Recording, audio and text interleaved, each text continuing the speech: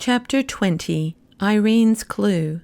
That same morning early, the princess woke in a terrible fright. There was a hideous noise in her room, creatures snarling and hissing and rocketing about as if they were fighting. The moment she came to herself, she remembered something she had never thought of again, what her grandmother told her to do when she was frightened. She immediately took off her ring and put it under her pillow. As she did so, she fancied she felt a finger and thumb take it gently from under her palm. "It must be my grandmother," she said to herself, and the thought gave her such courage that she stopped to put on her dainty little slippers before running from the room. While doing this, she caught sight of a long cloak of sky blue thrown over the back of a chair by the bedside. She had never seen it before, but it was evidently waiting for her.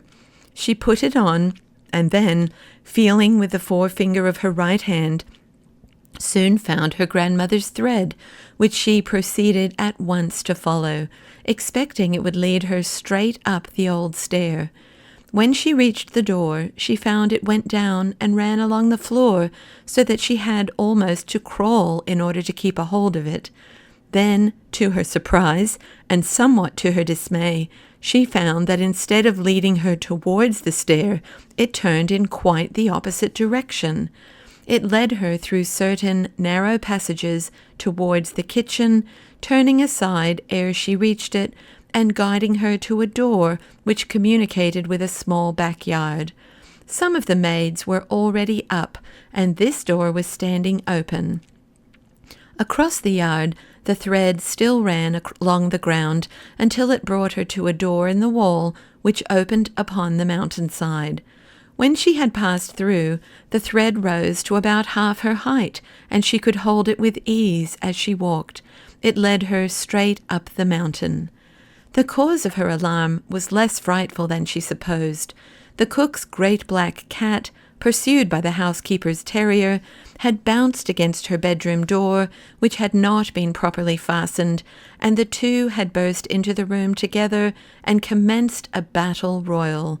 How the nurse came to sleep through it was a mystery, but I suspect the old lady had something to do with it. It was a clear, warm morning. The wind blew deliciously over the mountainside. Here and there she saw a late primrose, but she did not stop to call upon them. The sky was mottled with small clouds. The sun was not yet up, but some of their fluffy edges had caught his light and hung out orange and gold-colored fringes upon the air. The dew lay in round drops upon the leaves and hung like tiny diamond earrings from the blades of grass about her path. "How lovely that bit of gossamer is," thought the princess, looking at a long, undulating line that shone at some distance from her up the hill.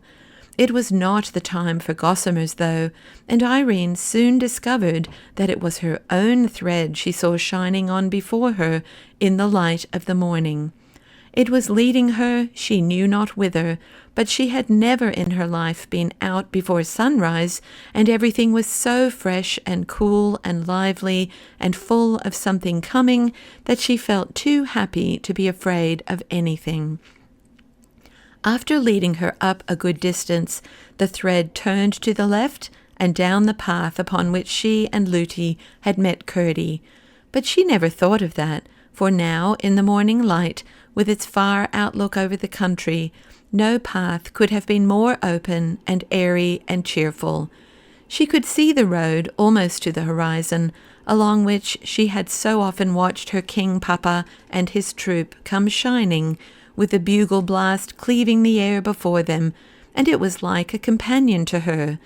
Down and down the path went, then up and then down and then up again, getting rugged and more rugged as it went, and still along the path went the silvery thread, and still along the thread went Irene's little rosy-tipped forefinger. By and by she came to a little stream that jabbered and prattled down the hill, and up the side of the stream went both path and thread. And still the path grew rougher and steeper, and the mountain grew wilder, till Irene began to think she was going a very long way from home, and when she turned to look back, she saw that the level country had vanished and the rough bare mountain had closed in about her. But still on went the thread, and on went the princess. Everything around her was getting brighter and brighter as the sun came nearer, till at length his first rays all at once alighted on the top of a rock before her, like some golden creature fresh from the sky. Then she saw that the little stream ran out of a hole in that rock, that the path did not go past the rock, and that the thread was leading her straight up to it. A shudder ran through her from head to foot when she found that the thread was actually taking her into the hole out of which the stream ran. It ran out babbling joyously, but she had to go in. She did not hesitate. Right into the hole she went, which was high enough to let her walk without stooping. For a little way there was a brown glimmer, but at the first turn it all but ceased, and before she had gone many paces she was in total darkness. Then she began to be frightened indeed. Every moment she kept feeling the thread backwards and forwards, and as she went farther and farther into the darkness of the great hollow mountain, she kept thinking more and more about her grandmother, and all that she had said to her, and how kind she had been, and how beautiful she was, and all about her lovely room, and the fire of roses, and the great lamp that sent its light through stone walls. And she became more and more sure that the thread could not have gone there of itself, and that her grandmother must have sent it. But it tried her dreadfully when the path went down very steep, and especially when she came to places where she had to go down rough stairs, and even sometimes a ladder, through one narrow passage after another, over lumps of rock and sand and clay. The thread guided her, until she came to a small hole through which she had to creep. Finding no change on the other side, "Shall I ever get back?" she thought over and over again, wondering at herself that she was not 10 times more frightened, and often feeling as if she were only walking in the story of a dream. Sometimes she heard the noise of water, a dull gurgling inside the rock. By and by she heard the sounds of blows, which came nearer and nearer, but again they grew duller and almost died away. In 100 directions she turned, obedient to the guiding thread.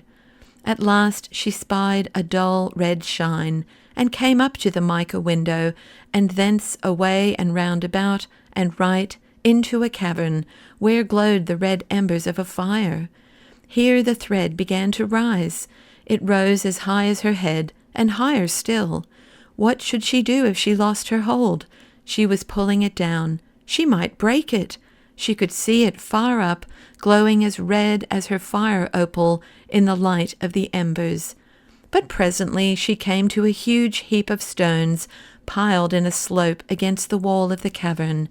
On these she climbed, and soon recovered the level of the thread, only however to find, the next moment, that it vanished through the heap of stones, and left her standing on it, with her face to the solid rock. For one terrible moment she felt as if her grandmother had forsaken her. The thread which the spiders had spun far over the seas, which her grandmother had sat in the moonlight and spun again for her, which she had tempered in the rose fire and tied to her opal ring, had left her, had gone where she could no longer follow it, had brought her into a horrible cavern, and there left her. She was forsaken indeed. "When shall I wake?" she said to herself in an agony, but the same moment knew that it was no dream. She threw herself upon the heap and began to cry. It was well she did not know what creatures, one of them with stone shoes on her feet, were lying in the next cave, but neither did she know who was on the other side of the slab. At length the thought struck her that at least she could follow the thread backwards, and thus get out of the mountain and home. She rose at once and found the thread, but the instant she tried to feel it backwards, it vanished from her touch. Forwards it led her hand up to the heap of stones. Backwards it seemed nowhere. Neither could she see it as before in the light of the fire. She burst into a wailing cry, and again threw herself down on the stones.